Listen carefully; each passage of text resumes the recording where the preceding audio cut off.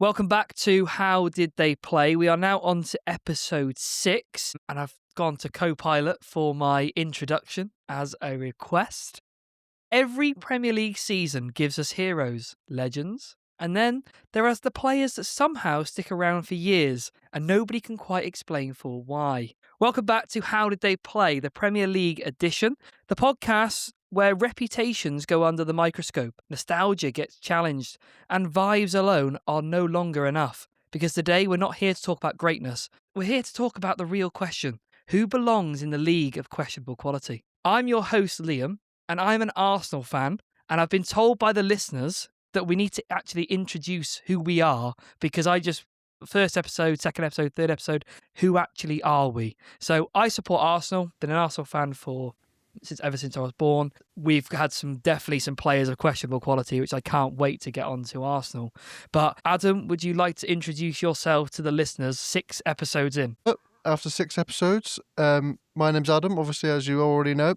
I am a massive Manchester United fan, similar to Liam in terms of his affiliation with Arsenal. Been a Man United fan for as long as I can remember. Again, a bit like Liam, I can't wait. Hopefully the wheel is kind to me and it spins me Man United, because however many great players, legendary players we've had play for the club, we have had some absolute dross at times, and I really, really hope that I'm the one that gets to speak about them, because it'll be a good episode, I'll tell you that. Awesome. So that's Adam, Man United fan. We are missing Jack today, I think, for this episode, but he is a massive Wolves fan. When he's on for hopefully the next one, or maybe after that, I'll reintroduce him again as being the Wolves fan, the big yam yam. So, right, Connor, you are the other co-host. Connor, can you let us know about yourself and who you support, etc.? Yeah, so I'm a bit of a controversial one, really, because everybody always says that you can't have 2 teams, but I have got 2 teams, and I'll always have 2 teams, and they'll always be Chelsea and Shrewsbury Town. Supported Chelsea, I think I was maybe about 5 or 6 when I started supporting Chelsea, and predominantly because the rest of my family are all Man United or Liverpool fans, and I just wanted to be different. So I just literally one day said, I'm going to support the team that Liverpool were playing against. And they were playing against Chelsea, and it stuck. That was how it started. And my mum fancied Frank Lampard, so there was that element to it as well. And then Shrewsbury Town, I mean, to be fair, that's a love-hate relationship, really.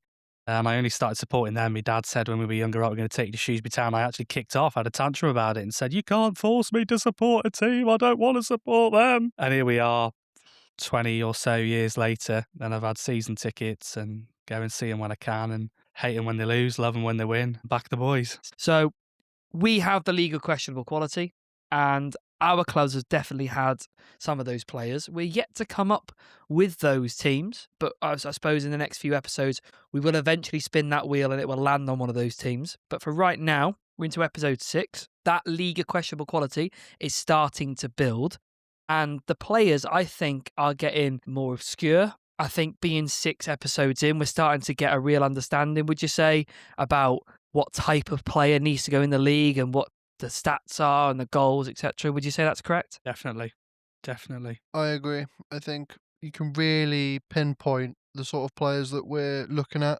And when we look at these players, we are shining a light on them. And yes, sometimes we have a laugh about them, but we're bringing those stories to life. You know, I've had conversations with so many people that have listened to this podcast, and they just say, oh, it's so cool hearing about these players that some people are younger, they've never even heard of them. You know, but some people it's going, oh my God, yeah, he played for him, or oh my God, they played under him. And I think it's a really good podcast for that. Well, the other thing as well is we'd love to know who the listeners would have put forward as well. So when we're posting out the players that we've picked and that we're talking about in the podcast, let us know who you'd have picked. If you know of anybody, could think of anybody maybe even more obscure or some really left field shouts, put them on there. Let us know. So I'm going to go first this time because I haven't yet. I don't think I have. So I'm going to go first. I was successful in the last episode in getting my player into the LQQ. So hopefully it happens again. So Connor spun the wheel for me and I got Liverpool. I know a lot of Liverpool fans and I was really tempted to ask them, well, who would you pick for the League of Questionable Quality? But after I got Liverpool, there was one name that came straight into my head. One name. I'm going to ask you who you think it is. He is Ukrainian. Who is he? Oh, Is it Andriy Voronin? Andriy Voronin it is. Bingo. Connor, that is an unbelievable shout, by the way. Unbelievable. First try. So Andriy Voronin was at Liverpool between the time of 2007 to 2010. So that's where this kind of starts off with. But I'm going to go back into his early days and kind of build up to where he got to in his career. So he's actually born in, it was then called the Soviet Union. So it wasn't Ukraine, it was the Soviet Union in 1979, but obviously then that changed to Ukraine. Youth football, obviously in Ukraine or the Soviet Union, but he never played senior football there. He eventually then moved to Germany at just the ages of 15 to 16 years old to pursue football seriously. And it was a huge cultural jump that he obviously made from the likes of Germany, from Ukraine into Germany. He joined Borussia Mönchengladbach in their youth system, and he debuted in the Bundesliga at the age of just 18 against Bayern Munich. So he had an early career theme here. He was obviously recognised as a talent at a young age, and his output was inconsistent, but he was constantly like that nearly good enough, especially at a young age. I had no idea he'd played or started out in the Bundesliga. No, I'll from be completely being honest. approved. Even though I hate Liverpool, I didn't even realise he played for Liverpool. He must have been that bad. Is Like, especially obscure?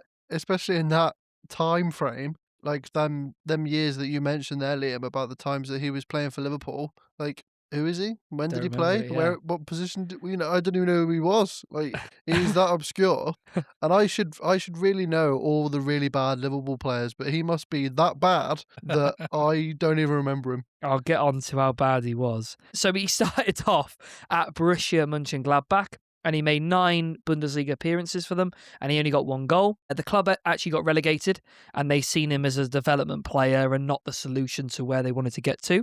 So they ended up selling him. He ended up going to Mainz. I don't know if Mainz 05, is that how you say it? It was just Mainz, isn't it? But Mainz 05 in the 2000s to 2003. He made a lot of league appearances for those. He made 75 league appearances. He obviously scored 29 goals for them. And he was the Bundesliga 2 top goal scorer with 20 goals. In goals then at a lower level. So, there's a goal scorer in there, but how good of a quality the Bundesliga 3rd division is or 2nd division is, I'm not entirely sure. Not in that time either. No, you'd have to imagine that it was no more than. I mean, you'd imagine Bundesliga 2nd division. You'd imagine teams at the time in the Championship in the English section would have probably beaten the majority of them. You would have thought. I'm also thinking as well, right? And I've just can someone Google for me? Did Jurgen Klopp play for Mainz or manage Mainz at the same time that Voronin played? I will be googling.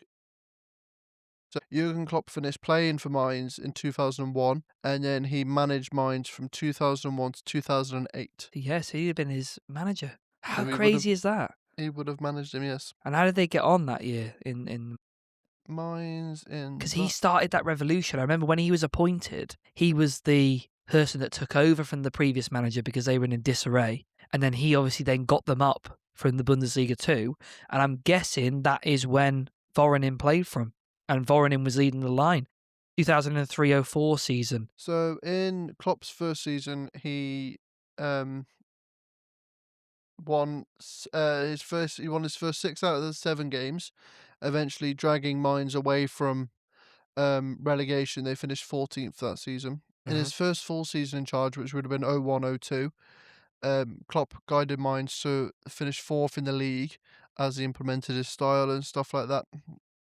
Again, the following year, Mainz finished 4th in 02-03 and denied promotion again on the final day on goal difference alone. So that's 2 years back to back that they would have done. So he didn't get promoted with them, but he'd left to join FC Cologne after that. But the fact that he's been under Jurgen Klopp, that's crazy, isn't it? He's been a player with him. As a featured at that time in 2000. Then he's obviously then retired, got the actual manager's job, and then he's become Voronin's manager. That's mad. And then obviously gone to play for Liverpool in the future. What year, Liam, did you say, that Voronin moved to Cologne? What year was that? 2003. Were Cologne a Bundesliga side then, or were they a Bundesliga 2 side? I think they'd just been promoted that year. I think they were promoted ahead of Mainz.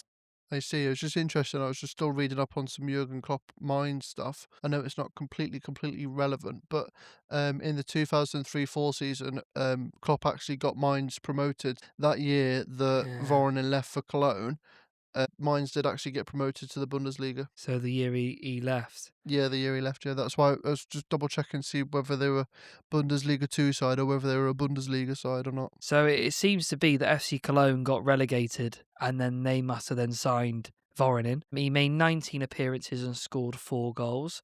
Again, he survives the drop, and he played 19 appearances, 4 goals. Is not a great deal. I can't imagine that he was a starting number 10 for them.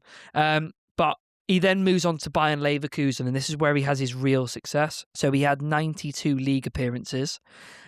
He got 32 goals, and primarily all those were in the Bundesliga and in Europe. And he actually faced Liverpool in the Champions League in 2005. And Rafa Benitez identified him as being a standout attacker in Leverkusen's side when they played against them. And when his contract was running down, Liverpool then became possible move for him. So he joined Liverpool in July of 2007 on a free transfer from Leverkusen, and he was given the number 10 shirt at Liverpool. Sorry. That is, I mean, that in itself is, you're already off to a pressure start, aren't you? A precious start, you're number Go 10. to Liverpool and you get given the number 10 after maybe not publicly, but the manager who's brought you in has been quite high on you, and he's come in and he's given him the number 10 shirt straight away. And then obviously, he's a topic on this podcast for a reason, so you can probably tell that it didn't go It didn't to go the particularly levels. well. No. So Rafa Benitez said when they signed him, he said he's really clever, that he had great game awareness. He gives us so many options in attack. He can play behind the main striker. He can lead the line himself. He can come on the attack from the flanks. So obviously Rafa Benitez, he had an eye for a player. And they just won the Champions League. So he's probably thinking, right, how are we going to get that step up at Liverpool? But it never quite happened for him. His stats-wise, he made 40 appearances for Liverpool in total. He scored 6 goals and he got 5 assists. In the Premier League, he only got 27 games and 5 goals in the time that he was there. That's not a lot of appearances or anything close to, not necessarily obviously the price tag, because obviously he was brought on a free, but considering how highly Rafa thought of him, and obviously, like you say, he has got an eye for a player, did Rafa, to be fair to him, but to be given the Liverpool number 10, to be told all of these things, obviously behind the scenes by Rafa, you would have thought, to only play, 20 something league games in 3 years he was at Liverpool? Yeah. It's clearly didn't go well for him, did it? The problem was at that time, he was constantly compared to Fernando Torres because the goals and the level that he was playing at, and he was never that level. So he's constantly compared to him. The fans, a quote from the fans, they said they would explain him playing as you could feel it in the stadium that the level would just drop and there would be a massive drop off when he played. I mean, I remember little bits of watching games with him in and just always thinking he was absolutely terrible. Like he just, that quote you said about Rafa Benitez saying that he's clever, he's got great game awareness, gives us options in attack. He never looked like doing that for Liverpool. Very rarely did he look like doing that. I'd seen some of the goals that he scored against, scored a goal against Derby when they beat him 6-0. Well, what player didn't score against Derby in that year? They were absolutely, they were absolutely dreadful. He scored a couple of goals that year against Tottenham. Again, most players score against Tottenham. They're dreadful. So, yeah, he never did anything that backed that up. And, it wasn't like he's come in for big money and there's a big pressure on him because they've paid so much money for him. He came in on a free. Got him on a free transfer. So, yeah, I mean, in terms of value for money, yes, he was free. I had no idea what wage he'd have been on at that time, but they'd have been ripped off whatever they did because those stats are terrible. And I don't think he had any major injury issues. I think he had a couple of injuries that kept him out. His ankle, yeah. Yeah, but nothing major. I think the main reason he wasn't playing is because they started watching him play and thought, you're naff. Terrible. I think that speaks volumes, doesn't it? Sorry, Liam, just to cut in. That speaks volumes, doesn't it? I think in terms of you look at some of the players that we've spoken about and they've missed significant time out due to injuries and stuff like that. And you think, how bad must you have been to only play 20-odd league games in 3 years for Liverpool when you're barely injured. Like, like, he clearly wasn't the level that they need him to be at. And let's be realistic. Like, yeah, Liverpool just come back off the win in the Champions League, but they never really, like, pushed on winning.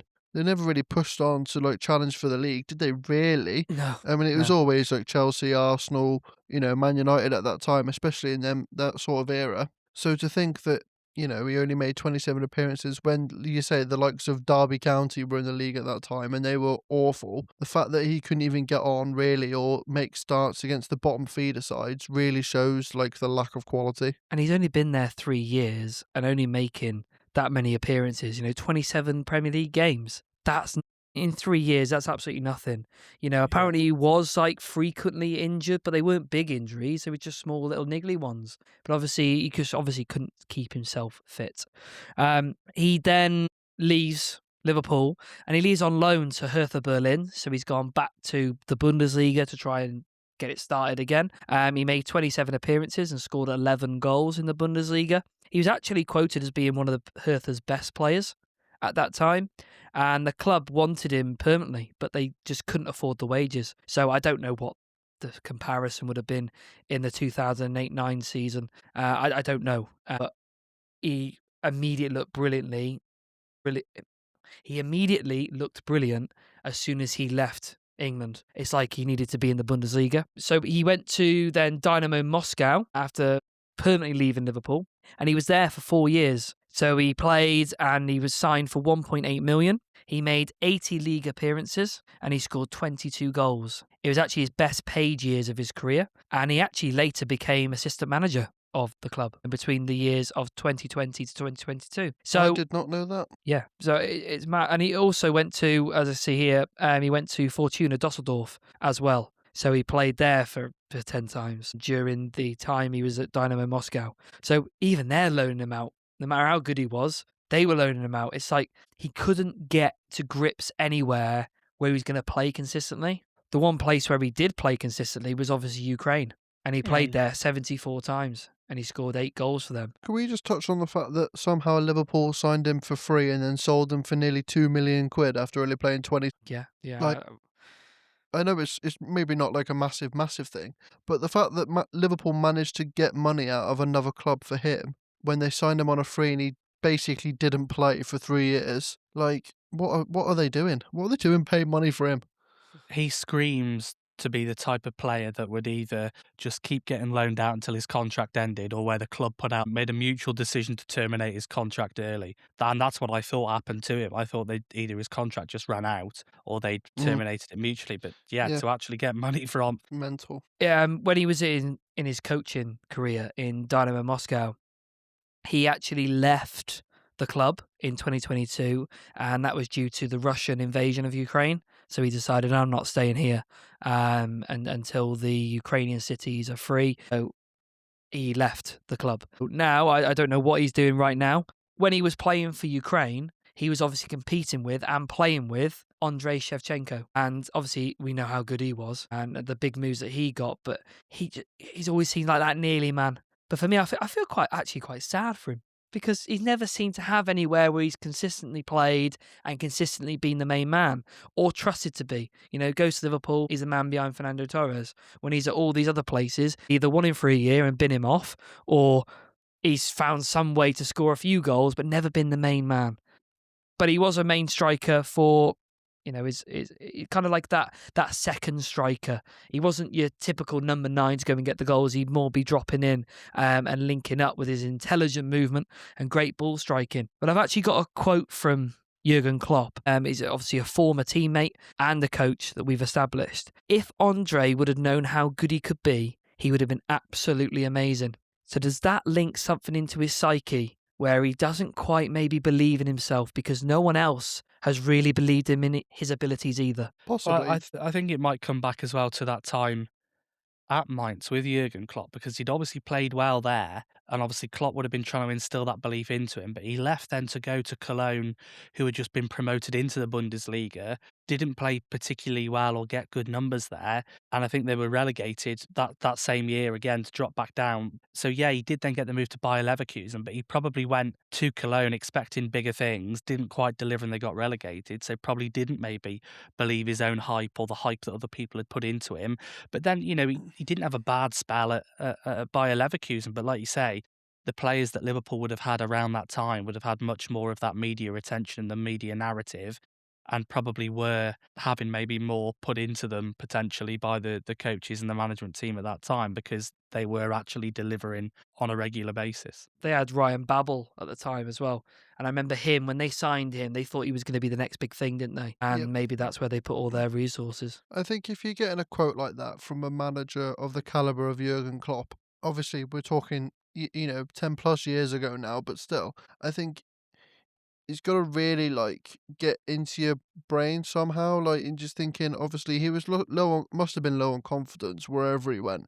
Obviously he never was really comfortable wherever he played football, but let me just go off that. Let me go off that comfortableness, because actually one of the reasons he said he couldn't cope with the English weather, he couldn't cope with the language, he really struggled with the game tempo in the Premier League. So those three things really have obviously affected his psyche. And as you said, Ad, his confidence in himself, but also the conditions that he's playing in, the conditions that he's training in. He just obviously didn't like it. And that was just something that, anyone struggles with the Scouse accent, but obviously he really did. And in one of the interviews, you can actually watch of him, he really struggles with it. And there's an interview that you can watch online, and it just becomes a meme, because he's really struggling to understand what this person's saying. But also when he's trying to speak English, he hasn't got that ability to be able to speak clearly. When you think about footballers now, most of them don't go in front of a camera until they can speak English. Pochettino, I remember him. He was doing them interviews in Argentinian for years until he was confident enough to then speak in front of the media. And I remember when he first spoke, Pochettino, and I was just like, oh my God, I didn't know you could speak English. And he was literally fluent, because until that point, he doesn't want to go out there and say, oh, I can't speak English, so I'm going to just give it a little bit of a go anyway. And you end up with a Joey Barton trying to put on a French accent, or you end up with Unai Emery getting absolutely slated when he was at Arsenal for getting good Ebening. Arteta at the moment, he's got a little bit of a thing, I can't think of the word that he uses, which is that he just can't shake it. It's just a habit. But imagine someone like Andriy Voronin, who's from Ukraine, only ever played in the Bundesliga, really obviously struggling with the Liverpool Scouse accent, or he's just struggling in general with understanding or being able to communicate. That's going to really affect your game. If you can't understand your teammates, if you can't speak the language yourself, you don't feel comfortable, do you? 100%. If you've got players like Steven Gerrard and Jamie Carragher trying to talk to you, you haven't got an absolute Scooby-Doo what they're saying, have you? No, and I bet they were shouting him a lot. Yeah, you're spending most of your time wiping the saliva off your face, aren't you? And actually, if he's there in 2007, he might have been knocking around with Jermaine Pennant in his tags. Maybe. Oh, I bet that Liverpool dressing room at that time was absolute vibes. To summarise him up, why should he be in the league of questionable quality? Because everything about him was questioned. His quality, at all the different clubs that he's been at, not just in the Premier League, but this lad, given the number 10 shirt, pressure on him, but he was a free transfer with expectations. Managers saying that if he'd have believed in himself, he would have been a big player, but he rarely delivered. And as we say, we barely know who Andriy Voronin is, because he literally fell off a cliff. And that is Andriy Voronin. So he wasn't bad enough to be infamous, but he somehow makes him worse. And to finish off, if you literally put him into YouTube, you will see that the old Soccer AM do a compilation, because he left the club. So they said goodbye, Andriy Voronin, and then proceeded to show about a 2.5-minute clip of him just basically struggling to kick the ball forward towards the goal. And it's horrific. So it is literally, when them montages, we talk about Titus Bramble, how bad he was, and the videos that he had done about him. But Soccer AM, who used to ridicule everyone, didn't they? But they were literally like, goodbye Andriy Voronin, and then proceeded to show his worst highlights, because he was a massive flop at Liverpool. Oh, that poor man. He's been through the ringer, Annie, to be fair. I know. Well, Andriy, if you're listening, we'd love to get you on. to talk about other players other than yourself. Right. So, Connor, span the wheel. And I'm going to come to you next, Ad. So, Okay. Ad, you got drawn Southampton. I did. So, if it's not a rising baller, then it must be someone that they signed. So, who is your player? So you'll probably be able to get him straight away, to be fair, just from what I'm saying. My Southampton player graduated from the world-famous Barcelona Academy. Any ideas? Oh, is it Oriol Romeu? It is, Connor. You are 2 for 2. Ew, wow. He graduated from the world-famous Barcelona Academy and is still, to this day, playing for Southampton while they are currently in the Championship. Now, when we think about Oriol Romeu, obviously we'll get onto his time at other Premier League clubs. Con, I know that you might have an affiliation with Oriol Romeu. Oh, I do.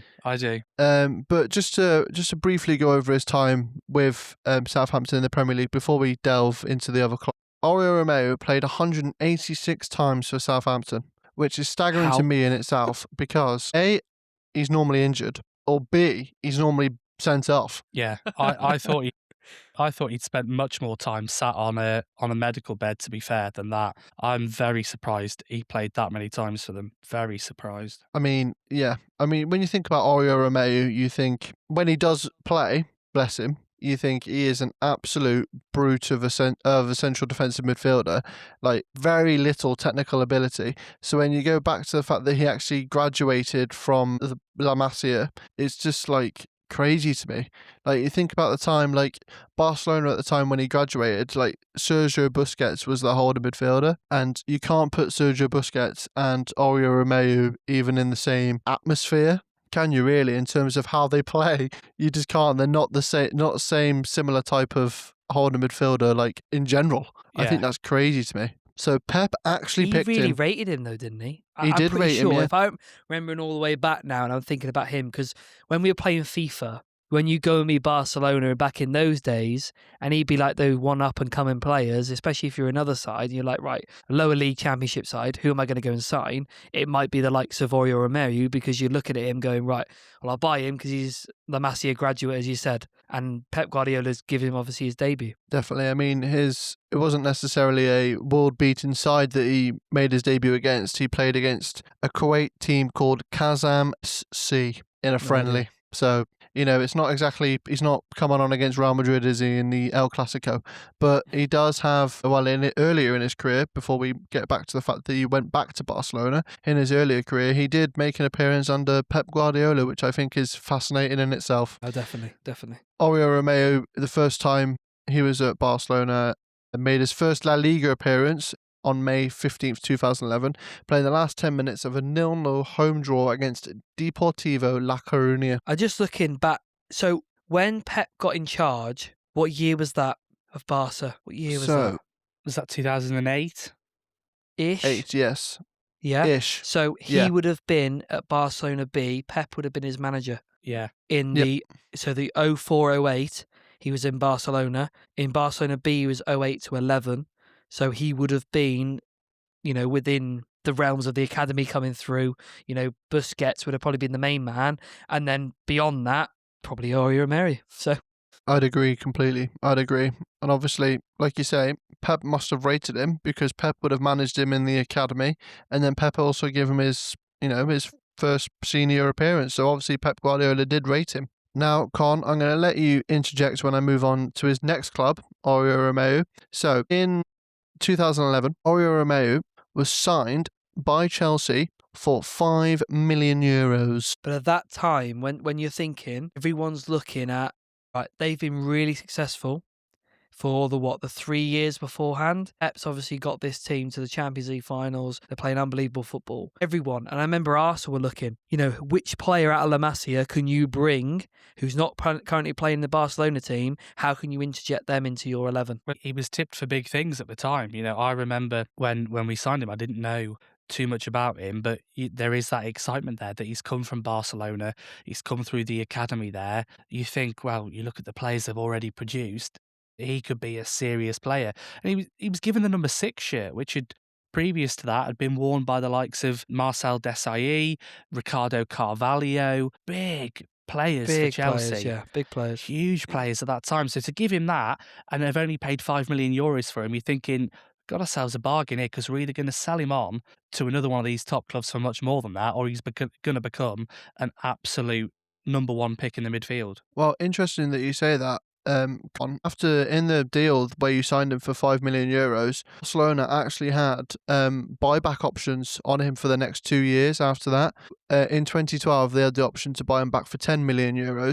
And in 2013, they had the option to buy him back for €15 million. So you think even Barcelona thought that his time at Chelsea was going to turn him into this superstar, like holding midfielder basically, and they wanted insurances almost, as to say, we want him back straight away basically, And for a cheaper option as well. and for a only cheaper 15 option. million. So yeah, I mean, Oriol Romeu made his official debut for Chelsea on the 10th of September in 2011. He was being brought on as a substitute in the 79th minute in a 2-1 win away at Sunderland. He received his first start on the 21st, so not too long after, in a 0-0 draw, which he did eventually win on penalties against Fulham in the League Cup that year. So not long after his debut as a substitute, he was actually making his first time appearance. Oriol Romeu also played in the Champions League for Chelsea on the 19th of October in 2011, playing the full 90 minutes in a 5-0 group stage win over Genk. So that would have been the campaign that we won the Champions League in, because that was the 11-12 season. It would have been, yes. Shortly after that, Andriy Villas-Boas would have been sacked, and Robbie Di Matteo then took over in temporary charge. So he's got a Champions League medal. Yeah. He does. So remember the fact that if you remember his time at Southampton, just briefly in the back of your mind, and there's us three talking about his career before he gets to Southampton, like he is a Champions League winner. Never mind the fact that he played for Barcelona, graduated his academy, he has won the Champions League. And just think about how Oriol Romeu is in terms of his qualities, and you go, okay, so far so good in his career. So, as Connor rightly mentioned, obviously that was the year that Chelsea won the Champions League. On September the 12th, Romeu scored his first goal for Chelsea, taking a penalty in a 6-0 win against Wolves at Stamford Bridge in the League Cup. So even back then, Wolves were getting battered every week. Interestingly though, obviously Di Matteo was in charge at Chelsea at the time. It was stated by Di Matteo that the departures of Yossi Benayoun, Michael Essien and Raul Morales would mean that Oriol Romeu was going to get more playing time for Chelsea.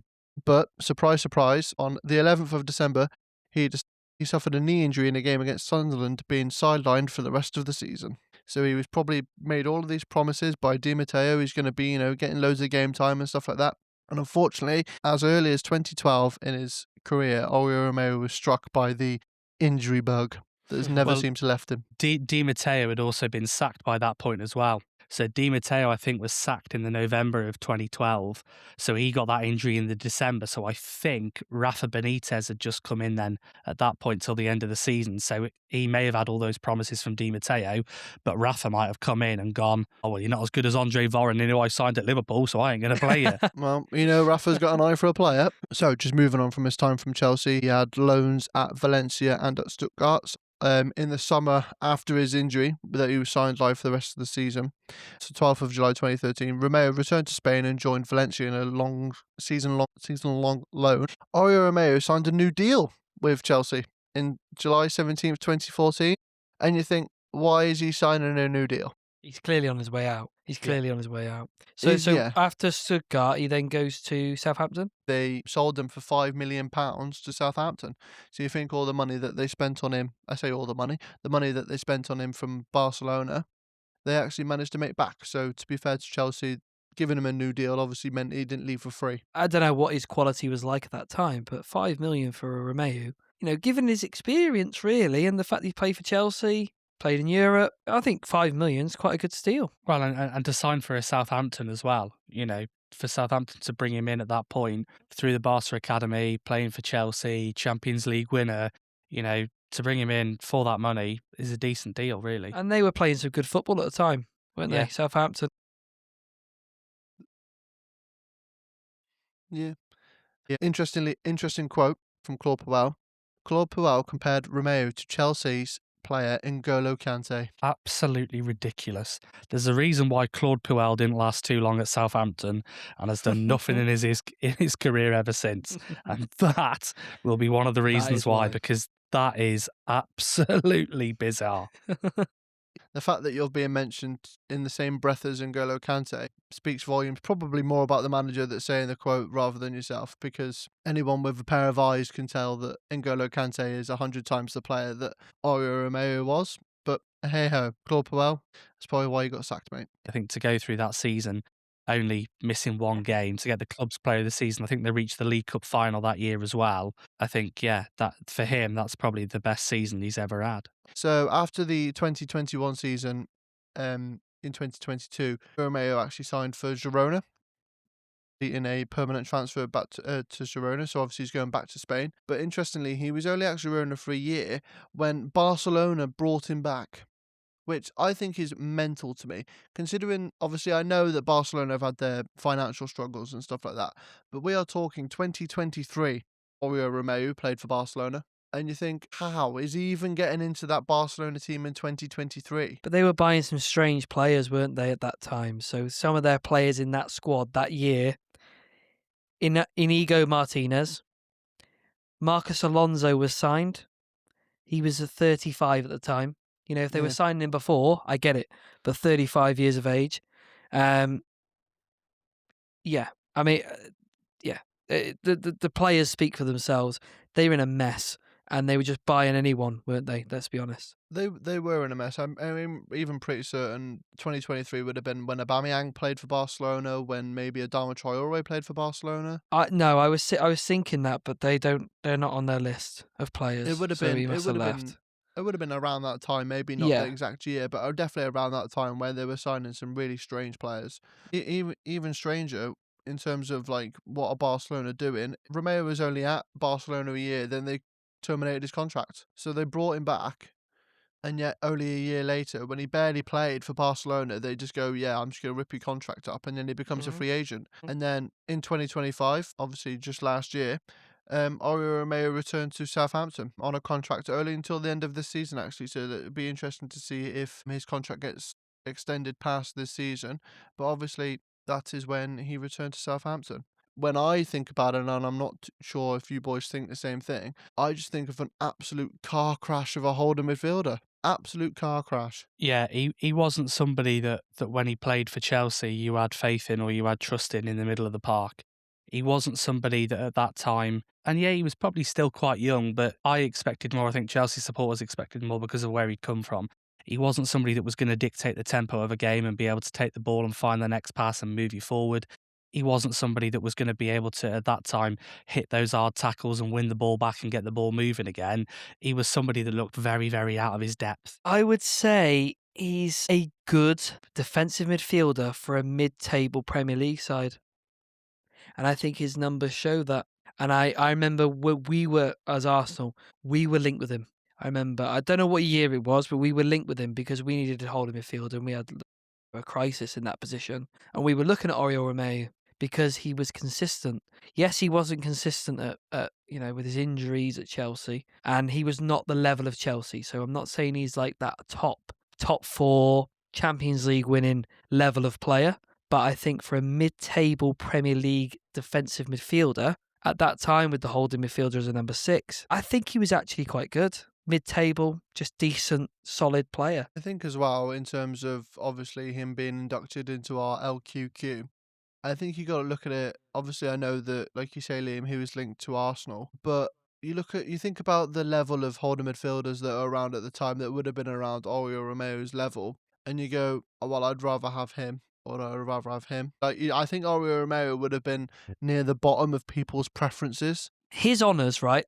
If I was to read out his honours, and I said, look, he barely played during the times that he's actually got these, but these are his honours. And if you close your eyes and you say, what player is this I'm talking about?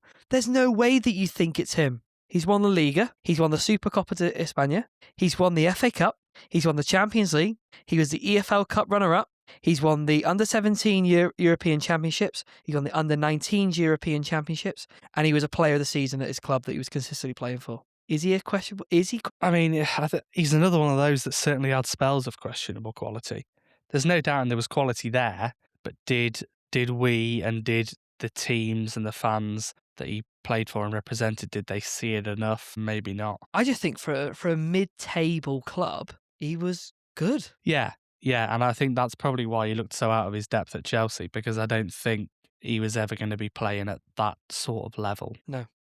But that's what I'm trying to say. So like the Barcelonas of the world, the Chelseas, not good enough. But he clearly established some kind of rhythm. He established some kind of routine where he was playing consistently. Well, yeah, he managed to stay fit, didn't he, for most of his time at Southampton. He managed to stay injury-free, so that would have helped him massively, that consistency of game time and minutes. Yeah, absolutely. So we've actually lost Adam. His power's gone out of his home. So we're going to carry on. And Connor, I'm going to be reacting basically to your pick that you've brought into potentially the LQQ. Yeah, so I got spun Sunderland. And looking through Sunderland players past and present in the Premier League, there are some really, really... I was going to say, that's a tough task. Yeah. There's a lot of names in there that could have gone into this. I don't know, there's one name I've got. And if you picked him, this is already an hour worth of recording. It won't be when you're listening to it, but I tell you now, if you've picked this player that I think you have, we could be here a while. All right, well, this player was described as playing like a fridge with legs. Lee Cattermole. No. Okay. This player was described as being built in a lab to terrify centre-backs. Oh, yeah. This man is Victor Anichebe. He was definitely a fridge. He is one of the big American freezers. You know what? We went to watch Arsenal against Wolves the other night, which when this podcast comes out, it's like ages ago. But, mate, Arakadare, he is an absolute unit. Like, not only is he like 6'5", but he's also wide. So he is an American fridge. Declan Rice, so we watched him literally. He moved kind of into midfield to mark Declan Rice on a throw-in. And he literally looked up at him and went, you can imagine what he said. You are massive, mate. You are huge. And Victor Anichebe, isn't it? Yeah. MLS as well, didn't he? He went to MLS? No, I don't think he did. But he went out to China. Okay. He went out to China towards the end of his career. Yeah, he went out there. So he was born in Lagos in Nigeria. And at the age of 1, he moved to Liverpool and he grew up in Toxteth, which is unfortunate for him, really. And then by the time he got into his teens, he got into Everton's academy. And I think, honestly, if you were designing a striker for David Moyes on Football Manager, you go on Football Manager, you put in the attributes you want, Victor Anichebe comes up every time for David Moyes. Every time. Absolutely. You know, he had that huge frame, he was so strong, and he had that sort of hold-up play that when he demonstrated it, pundits would go, on his day, he's unplayable. He's unplayable. You can't get near of him. But the problem was, his day didn't come around very often. When you pass through a fridge, it often comes back. So he was at Everton from 2006 to 2013.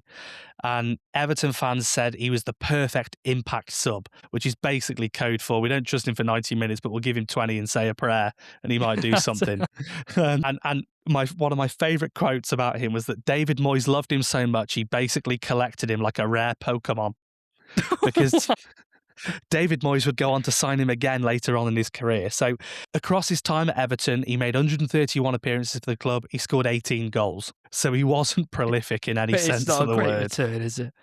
His role really was that impact sub, because I mean the time he was there, Andy Johnson was one of the leading men playing up front for them at that point. I think James Vaughan was coming through in the academy. He was tipped to be the next big thing. I think in that time as well they signed Jermaine Beckford, who was meant to be the number 9 up front. So whilst he broke into the first team under Moyes, he didn't really manage to do a lot. One thing he did manage, so he broke into the first team under David Moyes, but never really played in the first 11, or started anyway, very frequently. Didn't achieve a lot there. What he did achieve in his time there was actually more significant for his country, because he won a silver medal with Nigeria at the 2008 Olympics. So was part of the team that got to the final. Olympian football. I mean... Yeah. That's about as good as it gets for Victor Anichebe. I'm telling you now. Because he finishes at Everton and he goes to West Brom on a free transfer. You're right, his contract finishes. He spends 3 years at West Brom, 55 appearances, 6 goals. Yeah, it's not a great return. But I remember him in his baggy shirt. I remember him. And if you could sum up the ideal Baggies forward, it's Victor Anichebe. Yeah. And I mean, he was used as a versatile forward as well. They would either play him straight down the middle as a central striker. Sometimes they put him out wide and he was a wide target man. Oh my God. We had this conversation off air a few days ago about a wide target man. Yeah. Honestly, that position is... I remember Mandzukic played it, didn't he? Quite a bit. Yes. Yeah. And someone we're going to come on to later on down the line, Zlatan, also played as a wide forward. But I just think it's such an odd position to play. I mean, being a big lad on the wing. One of the best examples I've ever seen of it was Linnell John Lewis for Shrewsbury Town at Sunderland a few years ago. I think we got a 0-0 draw that day away at the Stadium of Light. What was his song? His name is a shop. His name is a shop. Linnell John Lewis. His name is a shop. So he played it quite well that day, to be fair to him. But yeah, Victor Anichebe was playing out there for West Brom whilst making very little impact. And it was then that he moved on to Sunderland. And he wasn't there very long, but he was signed by David Moyes. He was a late window free signing because he wanted to add a bit of physical presence to that Sunderland side. And this was the year that Sunderland got relegated from the Premier League. That David Moyes was at Sunderland. Yeah, took him down. When you were were you aware? Were you like cognitive? It's one of those things where until you see it again, you forget that happened. Because I think then, did he not go from Sunderland to Real Sociedad? And he had that spell in Spain. He went to Real Sociedad after United, then went to Sunderland, then went to West Ham. And I forget that period. I remember in Real Sociedad. I don't remember going at Sunderland. And then obviously he went to West Ham after that. Yeah. So Moyes brought him with him again, a bit like Harry Redknapp and his Nico Cranchars and Crouchies and Defoes. He brings his mates in. Him, physical presence, impact. Sunderland fans had a period in that season where they genuinely believed that Victor Anichebe was going to save their season. So that's how things were really bad, really bad. He did become a cult figure there because he had a short run of those strong performances in that struggling side. But if he's becoming a cult hero there, they're basically saying, well, he tried hard and we're rubbish. That's the definition of a cult hero at these football clubs. He wasn't even picked for Nigeria's 2010 World Cup squad. Nope. I can't tell you who would have gone and played up front, but he's a Premier League striker. Surely they would have taken him, no? I mean, he didn't play that often. And when he did, like I say, he was poor. He came out and said, I'm going to focus on my form side at Everton. This was before the 2013 Africa Cup of Nations. Mate, you weren't even going to get picked. Well, he was then released by Everton that summer. So for a man who was seen as the figure that could save Sunderland from the drop that year, he made 18 appearances and he scored 3 goals. He's also made 215 appearances over his career, just senior career. He's 37 right now. He stopped playing in 2017. I know you're going to get there. But how old was he? Well, he would have been about 28. What's going on there? Well, I think there was a lot down to his struggles with injuries. And I think as well, he moved over to China, a handful of appearances there, very little impact. And I think he just sort of fell out of love with playing, really. I think he just got to a point where he was like, do you know what? It's not for me. But yeah, didn't have much. Well, he did have an impact at Sunderland in a very brief spell. And I mean, I've watched a couple of his goals. He scores a goal against Hull and another one against Bournemouth. And they are the goals that you'd expect to see him score. The ball gets played into him. He holds off the defender. He turns with it and he rifles it into the back of the net. If you watch his highlight reel of just his goals, you would honestly, you'd put him in the same ilk as somebody like Yakubu. That strength, the power, the pace, the finishing. But that's literally just his highlight reel, which isn't very long. It's quite short. But you'd watch it and you'd honestly think, I mean, Sunderland in total, across those 18 appearances, he played 1,216 minutes. He had 14 starts. He had 30 shots on goal with 9 on target and he scored 3 of them. He's blown my head. He has absolutely blown my head. He is your typical, he's your battering ram, isn't he? Massively. He is the one you stick up there and you go, right, you get the ball to him. He'll either hold it up and give it to somebody else who can run with it, or he'll just absolutely charge with it. And if you're a defender wanting to be charged at by Victor Anichebe, good luck to you. Because he played a lot of times for Everton, 31. Yeah. West Brom, 55. 3 years. I know he had an injury in that time. Sunderland, 18, and then just fell off the face of the earth. Yeah, well, he got injuries again towards the end of the season with Sunderland. They then got relegated and he left the club. He went over to China, as we mentioned, 11 appearances and 2 goals there. So and did no very, real, very little, not a lot happened there. So in terms of why he's ideal for the league of questionable quality, he's not prolific at all. He's got 29 career club goals in 215 appearances. There were some flashes of brilliance, but long periods of absence or just absolute naff playing. And he is one of those, a classic what could have been striker. If he could have stayed fit, if he played more regularly, would he have been somebody that we'd be looking at going, oh, he was a player, he scored goals.